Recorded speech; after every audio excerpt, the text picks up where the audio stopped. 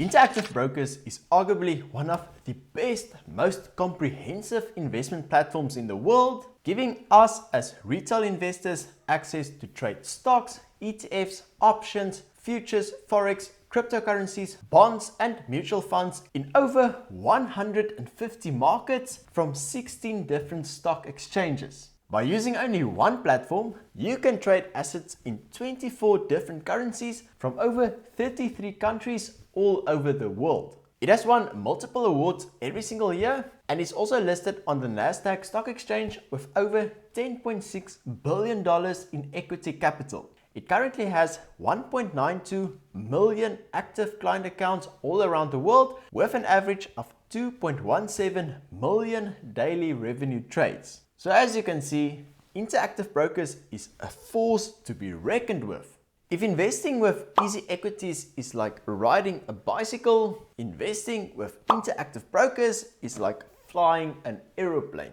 But with all its different functions, it can also become quite complicated and intimidating for the average beginner investor, and trying to figure out exactly how to get started on the platform as a South African is definitely not straightforward. So after many requests from you guys, I decided to make a complete comprehensive tutorial on how you as a South African can fund your Interactive Brokers account, how you can buy and sell shares when using the Interactive Brokers platform, and how you can withdraw your funds back into your local South African bank account. Now it is unfortunately not as easy as using the EasyEquities investment platform, so in order to do all of this, you will need to have an Interactive Brokers account, a personal wise multi-currency account, and a Shyft account. Now in order to save some time in this video, I'm going to assume that you already have all three of these accounts set up and verified, and if you don't, then you first need to go and watch the first half of this video where I will show you exactly how to open both an Interactive Brokers account as well as a Shyft account, and then also go and watch this video to see how you can open a personal wise multi-currency account. As always, I will leave links over here in the info cards and down in the description to these videos, and I will also add YouTube chapters where I will break up the video into the different parts so that you can easily access what you need to do next. Now guys, this video took me well over 2 weeks to make, and it also cost me a decent amount in bank fees just to show you guys all the different steps. So if you found it helpful and you enjoy these types of tutorial videos, then please go and clap the like button for the YouTube algorithm. And if you want to support my work, then please use my affiliate links down in the description to sign up with each different platform. Alrighty, with that out of the way, let's get started. First and foremost, you will need to fund your Shyft account from your local bank account. So open your Shyft app, click on Transact in the top menu, make sure the ZAR wallet is selected and click on Top Up. You will now need to create a beneficiary using these details on your bank account and then make an EFT payment using your unique Shyft reference number. After the funds are received, you will get an email notification. I made 2 EFT payments from FNB and both reflected in my Swift wallet within the same day. Next, we need to use Shyft to convert our South African Rands to US dollars and then transfer those US dollars to our Interactive Brokers account. So once you open your Shyft account, under Global View, you will see the amount you deposited under Total Holdings, which in my case is 15,000 Rand. If you scroll down, you can use the currency calculator to see how many US dollars you will get, as well as the US dollar to ZAR exchange rate that Shyft provides. Now Shyft offers one of the lowest spread fees in South Africa, and this exchange rate would be very similar to what you will find on Google. If you are happy with the rate, click on Transact on the top menu, select the USD wallet and click on Buy. Select ZAR, enter the amount of South African Rands you want to convert, click on Get a Live Rate, read through and accept the declaration. You will now need to review your transaction, and if you are happy, click on Buy Now and your dollars will be reflected instantly under your USD wallet on the Shyft app. Alright, so we now need to fund our Interactive Brokers account. So when on the USD wallet on the Shyft app, click on Payments, International Transfer, add beneficiary, and international bank account. Select to a company, change the currency to US dollar, select United States of America under country, and click on continue. You will now need to fill in your specific account details from Interactive Brokers. In order to get these details, log into your Interactive Brokers portal, click on deposit, and make sure that you have United States dollar selected under the currency you want to deposit. You will now see that Interactive Brokers provides you with a few options to fund your account. We are going to use the direct ACH transfer from your bank option, as this is the quickest and easiest way to fund your account from South Africa. If you don't yet see this option, you will need to wait for your Interactive Brokers account to be fully verified. So once you see this option, click on Get Instructions. A pop-up will appear saying that your bank account must be held at a bank in the United States, so just click on Yes. Shyft will send your funds from their local bank account in the US, so you don't have to worry about that. You will now see your specific routing number, account number, and account reference number. Take a screenshot of this and go back to the Shyft app. Now, it used to be that Interactive Brokers will show their company name and address on your account details funding page as well, but for some unclear reason, they decided to remove it. But no worries, the address is still exactly the same as always, and if you want to just make double sure in the future, just visit this link, which I will gooi in the description. That will show you the most up-to-date address that you will need to use when making these payments. Right, so back to the Shyft app where we need to add the beneficiary. Under company name, type in Interactive Brokers LLC. Under address, type in 1 Pickwick Plaza. Under city, type in Greenwich. Under state or province, enter Connecticut. And under postcode, enter 06830. This part will be exactly the same for everyone, but the next part will be unique to your own account. Under reference, type in your account reference number, which should be a number starting with U followed by a 7-digit number. Under bank account holder name, type in Interactive Brokers. Under the ABA number, type in your routing number, which should be a 9-digit number. And under account number, enter your account number, which should be an 11-digit number. Please make sure not to enter any spaces when filling in these numbers. Double check everything and click on Add Beneficiary. You will get a notification that a beneficiary has been successfully added and will now be shown under My Beneficiaries. Click on the beneficiary you just created. Make sure that your reference number is correct. Select Offshore Investment under the Reason drop-down menu and enter the amount that you want to transfer. Please note that Shyft will charge a flat fee of $14 for every offshore transfer you make, so you will need to take this fee into account when entering the amount. For example, in my case, I want to transfer $844.45, but I will first need to subtract the $14 fee, so the amount that I will need to enter will now be $830.45. Click on Next, read through the declaration, accept the T's and C's, click on Next again, double check that everything is correct, and click on Confirm and Pay. You will get a notification that your payment is being processed, and if you go back to your US dollar wallet, you will see both the payment and the fee being reflected in your transaction history. You will then soon get an email stating that your payment has been dispatched with all the beneficiaries' details. These transfers can take up to 5 working days to reflect, but mine was reflected within 24 hours. Once your funds are reflected, you will see the amount under Settled Cash in your Interactive Brokers homepage, and if you click on Portfolio and Cash Report, it will be displayed there as well.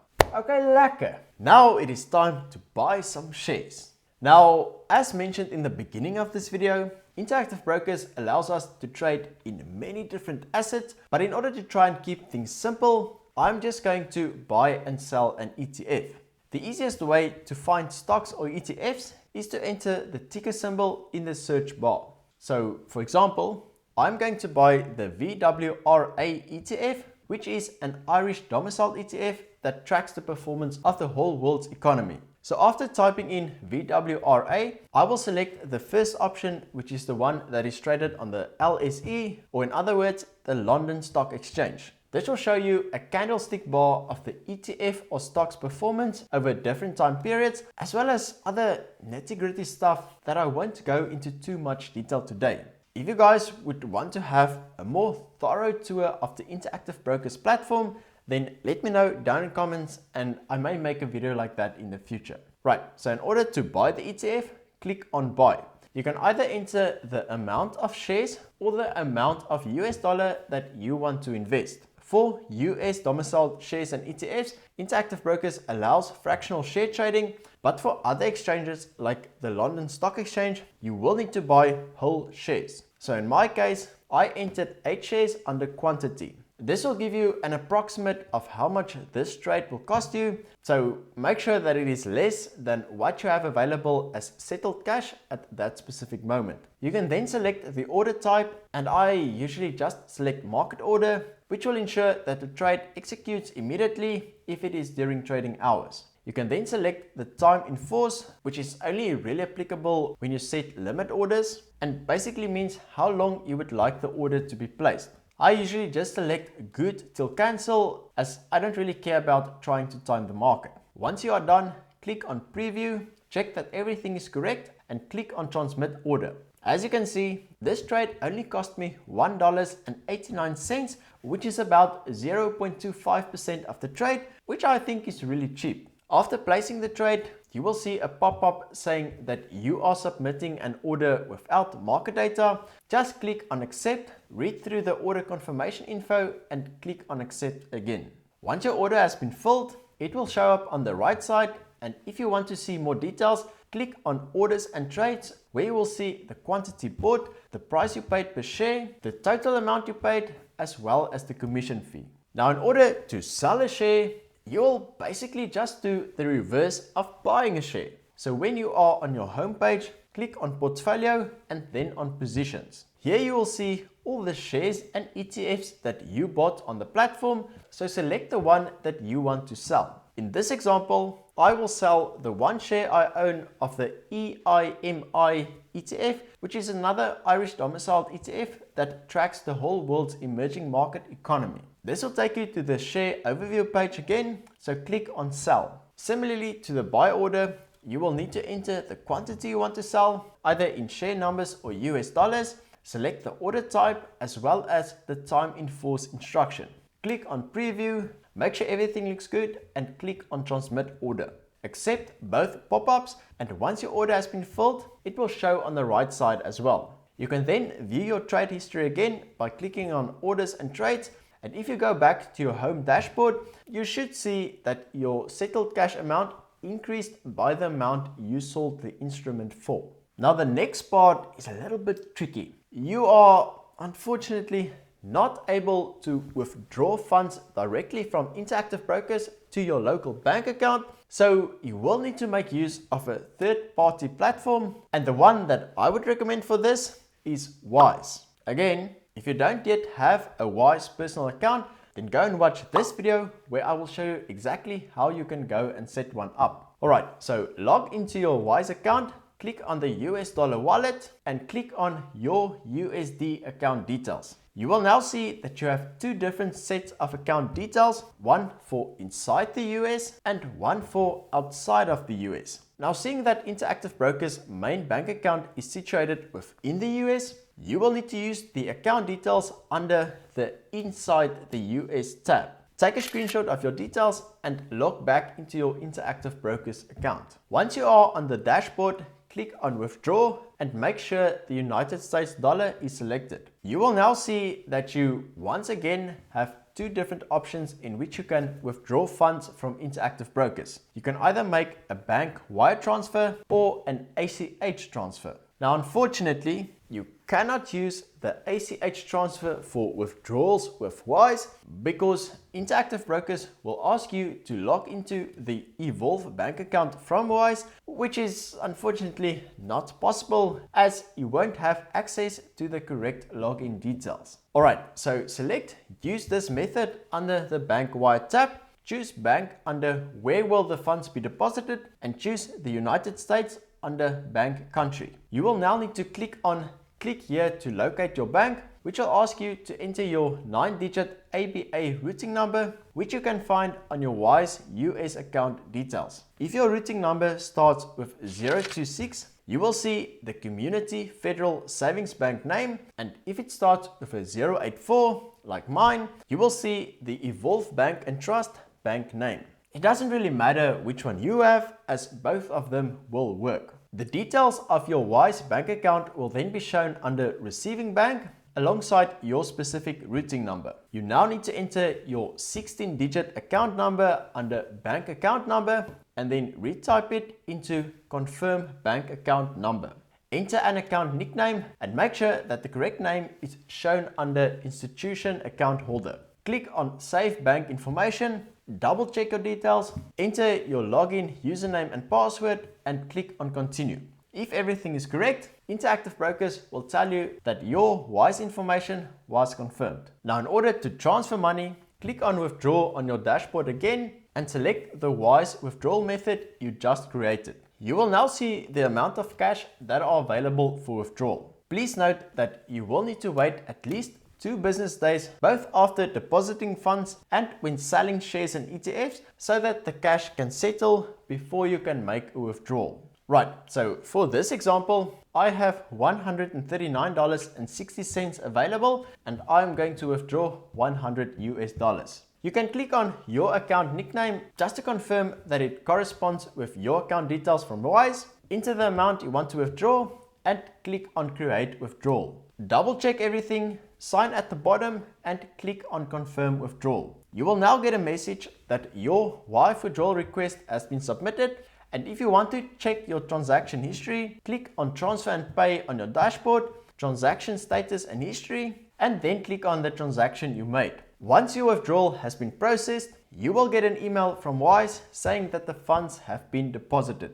Now please note that Wise will charge a fixed fee of $4.14 for every wire transfer, so it is always better to transfer larger amounts so that the fee can become diluted. Now, I didn't really need this money, but I paid the fee regardless because I love you guys and I wanted to make a complete tutorial. So if you found value so far, then please go and tap that like button for the algorithm. Right, so the last little stretch is now to withdraw your funds from your Wise account to your local bank account. On your Wise dashboard, you will now see the amount that you just deposited, which in my case was $95.86, which is the $100 minus the $14.14 withdrawal fee. Now, I did make a payment of $50 for another service during the course of making this video, so that is why my balance on the next screenshot is $45.17, just if anybody was wondering. Right, so click on Recipients on the left menu and select your local bank account. If you haven't yet set yours up, then go back to this video and then watch the last part. Click on Send Money and select the amount of US dollar that you want to send, which in my case was $40. You will see that there are different payment methods for sending money to your local bank account, each with its own fees. The cheapest method is just to use your Wise account, for which the fee is $0, but Wise will then also charge another fee for processing the payment. In my case, it was $5.13, but it does get proportionally less the more money you transfer. This is the only fee that you will pay, as if we compare the currency conversion rate that Wise offers, it is spot on with the one that you will find on Google, so there really are no further hidden spread fees. Now you can play around with the calculator to see how much the fees will work out for different transfer amounts, and even though I personally don't like paying fees in general, I don't think the fee from Wise is too bad, especially since no one should be withdrawing funds from their long-term investments frequently in any case. So once you're happy, click on Continue, review your details, enter a reference and click on Confirm and Continue. You will be brought to this screen where you will just need to make sure that your correct payment method is selected and then click on Finish and Pay. You will then be able to track your transfer, which will show you approximately when your funds will reflect in your local bank account. I submitted my withdrawal request on a Friday and my funds were reflected the next week, Tuesday. Now, if this is the first time that you send money to your local bank account through Wise, you may get an email from Wise stating that the South African Reserve Bank requires you to fill out a reporting mandate in order to receive the funds. This only has to be done once a year, so click on sign the reporting mandate and then just follow the steps. It is rather straightforward. So yeah, there you have it. You are now fully equipped to start your offshore investment journey using one of the most advanced investment platforms in the world. So although interactive brokers may seem a bit intimidating at first, once you have gone through all these steps, you may find that it is actually quite simple to navigate and understand. Now again, if you guys would like to see more videos focused on the Interactive Brokers platform, then let me know down in the comments what specific topics you would like me to cover. Thanks for watching and have a lekker day. Cheers.